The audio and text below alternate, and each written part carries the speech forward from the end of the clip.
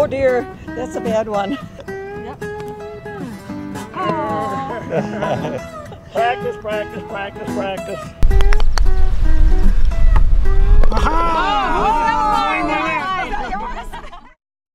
Hello, I'm Steve Lamers, and we're the Lamers family.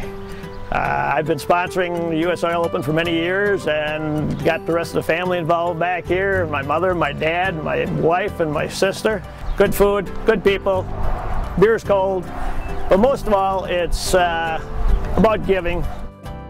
In just one day, hundreds of golfers will raise dollars that stay right here in our communities. Last year, your generosity broke records by raising $1.25 million for the fight against poverty in one of the largest funding collaboratives, the U.S. Oil Open Fund for Basic Needs. Since the event started 24 years ago, the Open has raised more than $10 million, which has been granted to regional nonprofits with programs and initiatives that get at the root causes of poverty. Funding is concentrated in organizations that address basic needs for children, working families, seniors, and chronic health problems.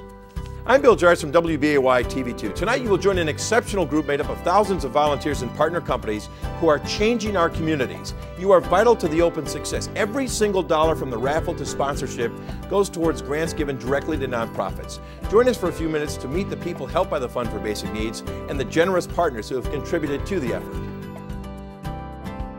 Let's see, now we have to look for milk. At the Oshkosh Area Community Pantry, grant monies will support buying fresh milk, eggs, and cheese for customers. The pantry has doubled the number of registered families in the last year. Many lost their jobs in the recession. For Virginia and her 87-year-old mother, the pantry stretches their fixed income. In times that are really hard, this here is a godsend. It's very deeply appreciated. I'm so used to it that it's hard to go without it, but we try to get everything we can and the vegetables and that. And it's offered here a lot, so it's a lifesaver. In the last 50 years, Bev and Tom Glomstead built a home and a family in Appleton. But when Tom grew weaker from cancer treatments, he could no longer make it up the stairs to the home's only bathroom.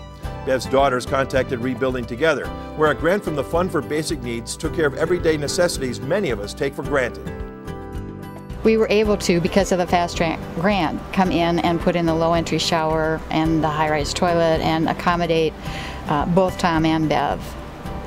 We can live a normal life without worrying about falling up the steps, no falling down the steps. A $45,000 grant to the Fox Cities Community Health Center will help to fund a counselor to work with a growing number of diabetic patients. More younger people diagnosed as pre-diabetic are visiting the clinic, most of whom need education and monitoring. Without this program, I don't know what I would have done.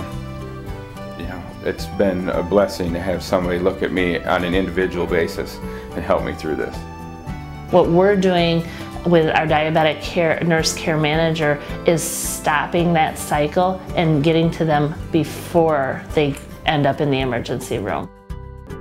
In a child abuse case, often the first person the young victim sees is a uniformed officer who asks them to repeat the terrifying story. Now, multiple agencies and private donors will create Brown County's first child advocacy center, providing a coordinated effort to prevent abuse, protect victims, and prosecute perpetrators. The grant will provide a coordinated interview process. That'll be an advantage because the child will not have to be interviewed over and over again and traumatized over and over again, telling their story each time to different people.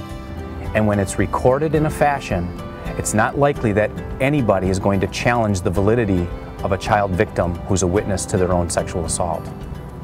You need to have places like this advocacy center so that you can help the families, because the families suffer as much as the child. Ideas are the fuel for change, but people are the engine. Professionals from 3 community foundations work with hundreds of region-wide nonprofit organizations to formulate and fund basic needs grant requests. Every year, hundreds of volunteers help to make the U.S. Oil Open the success it is.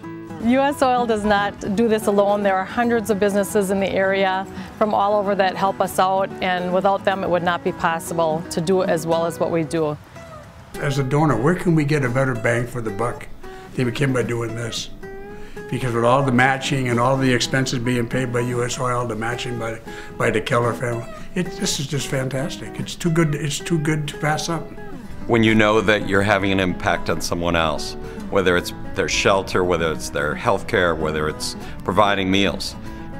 It makes you feel good inside to give. Thank you for supporting the U.S. Oil Open. More than just a golf outing, we are helping neighbors invest in creating healthy, thriving communities.